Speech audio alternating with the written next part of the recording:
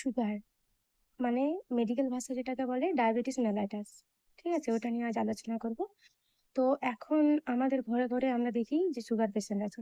ঠিক আছে?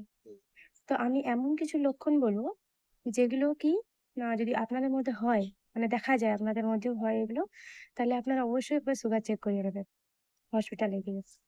যেমন ধরুন ১ নাম্বার, এখন বারবার পেচ্ছাপ হবে ও পেছনের যে অ্যামাউন্টটা সেটাও প্রচন্ড মানে বেশির হবে। ঠিক আছে? ২ নাম্বারে কি? না ২ নাম্বার হচ্ছে যে আপনার খুব খিদে পাবে। খিদে পাওয়ার সঙ্গে, সঙ্গে জল তেষ্টাও বেশি হবে। ৩ নাম্বার কি?